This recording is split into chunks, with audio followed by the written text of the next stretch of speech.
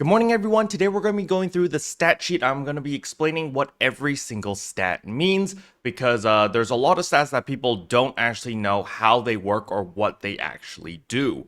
But before we jump into all of that, if you're new to the channel, I upload NGS content daily, so if you do play this game, I would really appreciate a subscribe as it really helps out the channel. Anyway, without further ado, let's begin the video.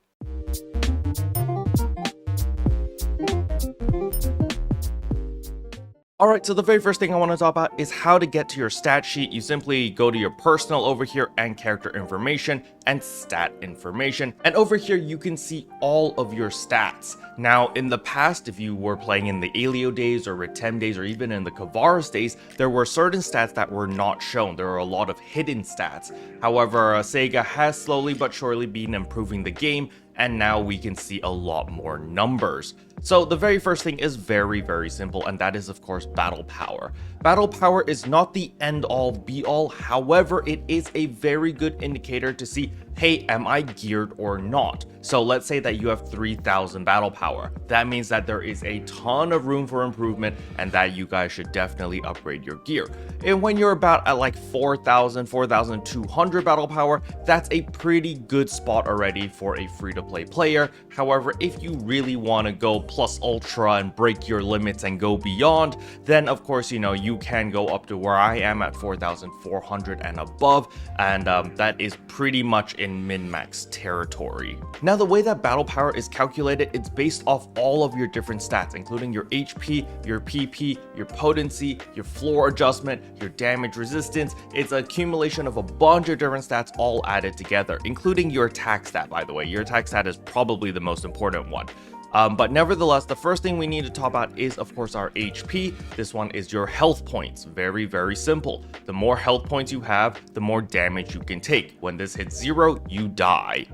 The next one is, of course, your attack stat. Your attack stat is one of the most important stats because this number is the basis of all of your damage. Let's say that you have 1000% potency, but you only have 1 attack power. Well, you're still gonna be dealing very minimal damage. So this is why you really want to make sure that you boost up your attack power as much as possible. To do this, it's actually very simple. It's just making sure that you have the best weapon possible and that you have it all the way at enhancement level 90. That is what is going to determine your attack power. So just make sure that you try to get the best weapon that you can get, and then make sure that it's enhanced all the way to plus 90, and boom, you got a lot of attack power.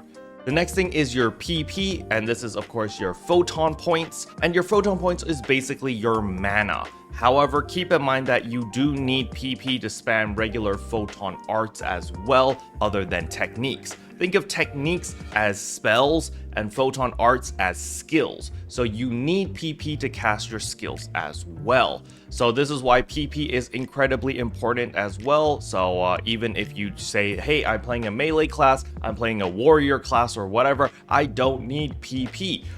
Yes, you do. You still need a lot of PP because that will allow you to spam a lot more skills. Certain classes can get away with slightly lower PP, for example, like the Braver class, because the majority of the damage that the Braver deals is from counters. So you're not going to be spamming as much photon arts since you are going to be countering a lot of the attacks, and that is the main bulk of your damage. But nevertheless, let's say that you break the boss, then you need a bunch of PP in order to maximize some damage, but that is a topic for another day. Now the next stat is of course your defense stat. This is very simple. This is basically all of your different armors. So of course you want your best highest rarity armor equipped, and then you need to enhance it all the way to plus 90, and that will increase your defense stat. Now again, the defense stat is very important because it is the basis to all of the other adjustments. So basically your damage resistance, all the other multipliers will be based off this defense stat. So as you can see here, this damage resistance 5.8% is absolutely useless if you only have 1 defense. So yeah, don't sleep on this one either. Now we need to talk about one of the most confusing stats, and that is of course damage adjustment or floor potency.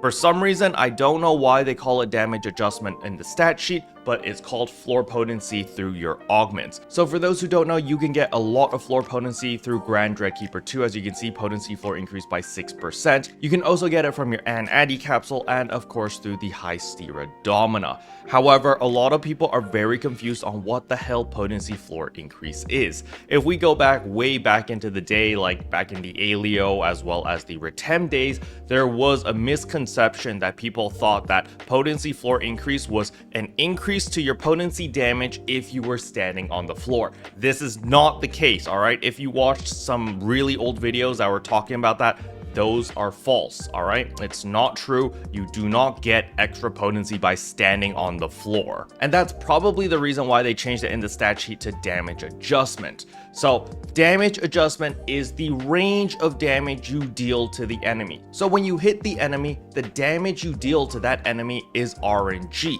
So let's say, for example, that you can deal a potential maximum of 100 damage. If your damage adjustment is the same as mine, where it's 80% to 100, this means that no matter what, I will always deal minimum 80 damage to the enemy, and of course maximum 100 damage to the enemy, because my damage adjustment range is from 80% to 100%.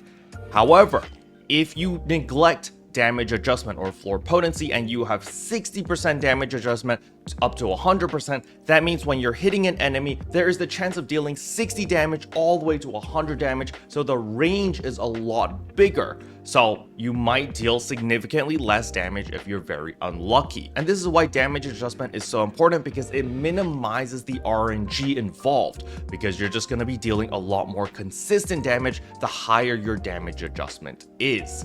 However, there is a caveat over here, and that is of course with critical hits.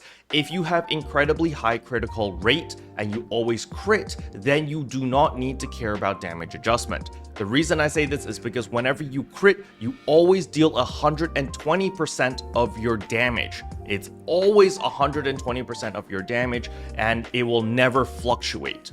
For those who are like, Kero, you're wrong, I've used a Vershmel weapon, I do a PA and the numbers are different, you know? Yeah, they're all crits, but the crit damage is different. Some of them deal a lot more damage, some of them deal a lot less damage. And the reason for this is because of your tech arts customization as well as how the skill functions itself. So for example, Lotus Lightning, this is a skill that the Braver has. You literally just do damage in front of you.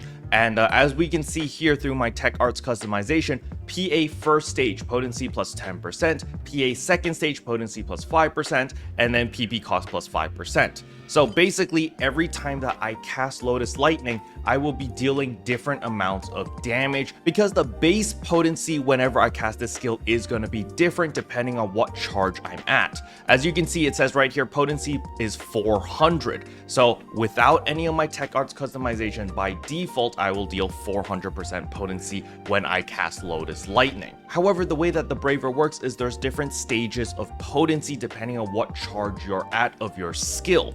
So that is why there is going to be a little bit of variance, even though you're always critting and you're looking at the numbers and you're kind of like, wait a second, why do I deal so much more damage when I end a Photon Blast, for example? And that's because the Photon Blast base potency is incredibly high compared to all of your other PAs.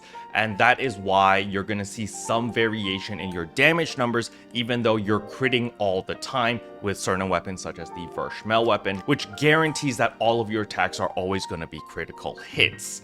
However, in the current meta per se, most people are not using Vershmel weapons because there are a lot of downsides to that. Mainly is your base damage is very low. So the majority of players nowadays are using the Trisalio weapons. And because the majority of people are using the Trisalio weapons, your damage adjustment or your floor potency is very important, because you're not going to be critting every single time. And your crit rate in general is just not very high. Now with damage adjustment out of the way, the next thing is of course damage resistance. This is a multiplier based off your defense stat. So the higher damage resistance you have, the less damage you're going to be taking. Of course, assuming that you do have relatively high defense to begin with. Next up is weapon potency. This is the one that a lot of people get very confused on.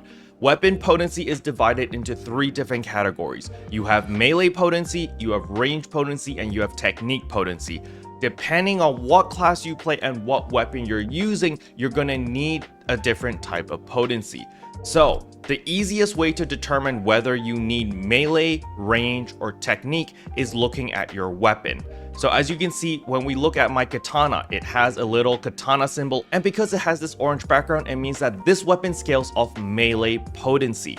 Now let's go to my storage and let's look at some other weapons over here. So you can see over here, this is an Exalio sword. It has an orange background, so this also scales off melee potency. However, Gunblade, a lot of people are like, wait, I'm beating shit up point blank range with the Gunblade, it should be melee potency. No, the Gunblade is range potency. As you can see over here, the symbol has a blue background. So any weapon with a blue background scales off range potency. So it's not dependent on the class you play, it's dependent on the weapon you use. That is what determines what type of potency you need. The reason I say this is because the Braver can use a bow.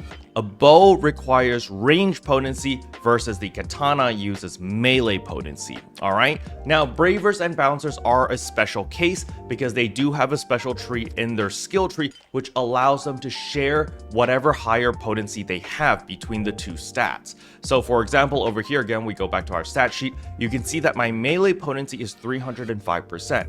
Versus my range potency is 286%.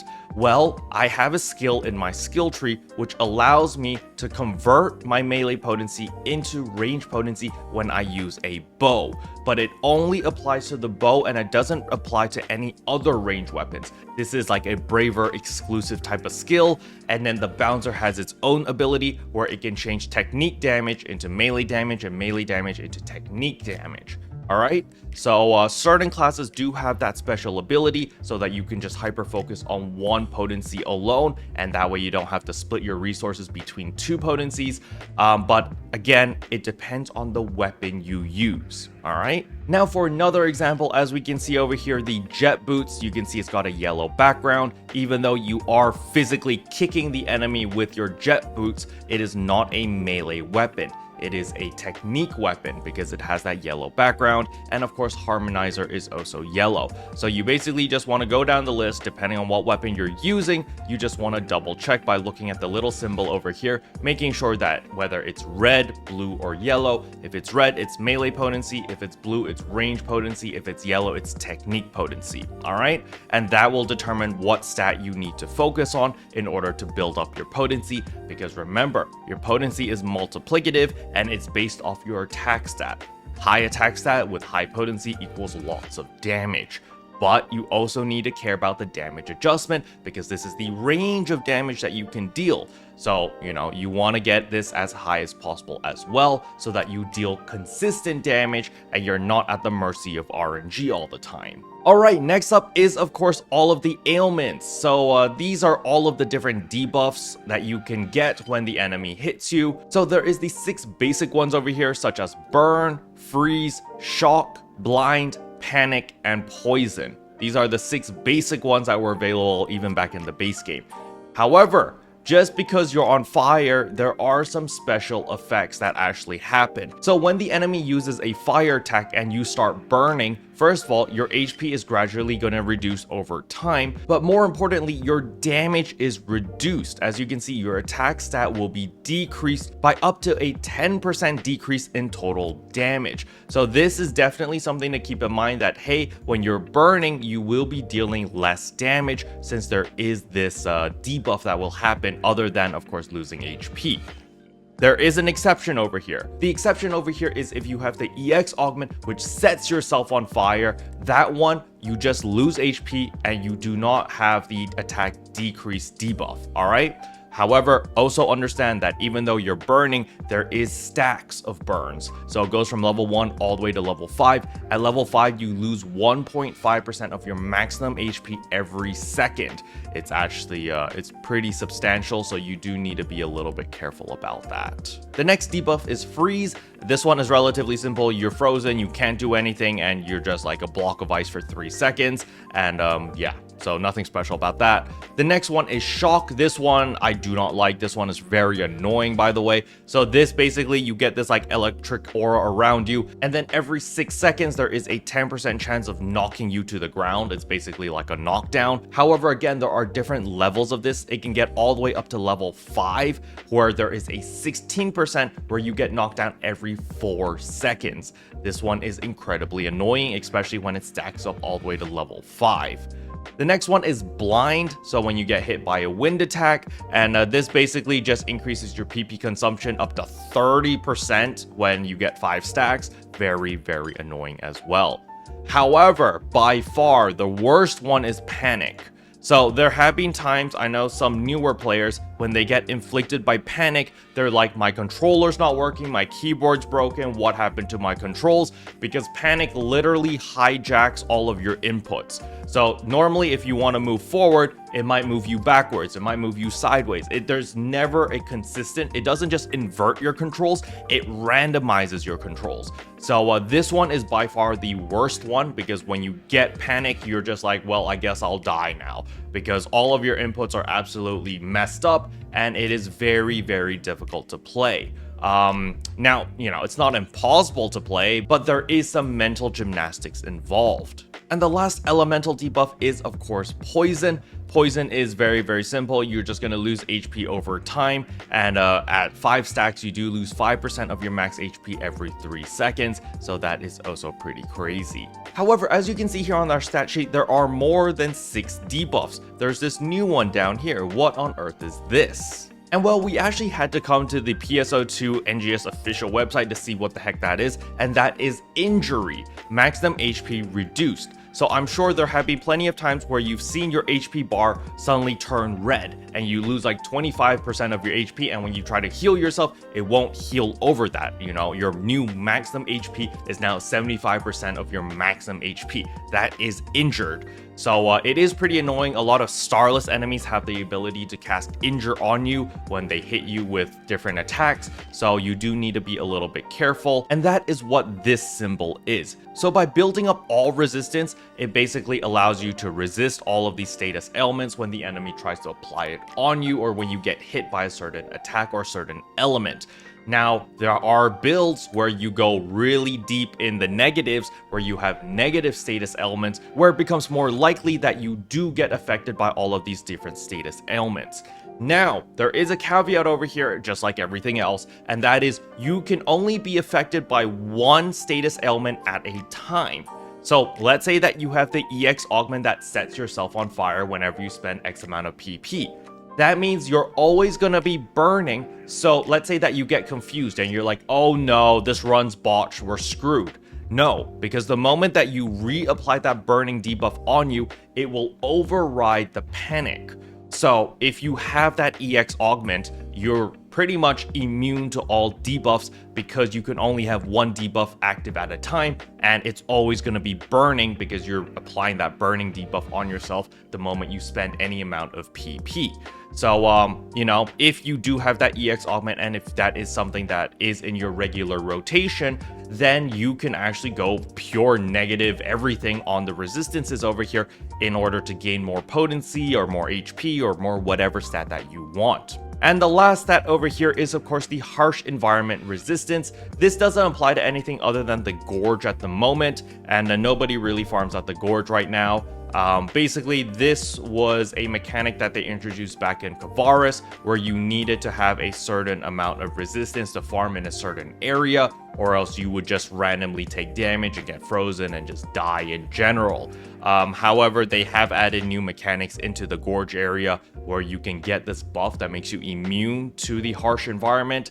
So I think this mechanic might be scrapped later down the line, because they haven't introduced anything else recently that has required any harsh environment resistance. Special thanks to all the members for supporting the channel. It really means a lot to me. Thank you again.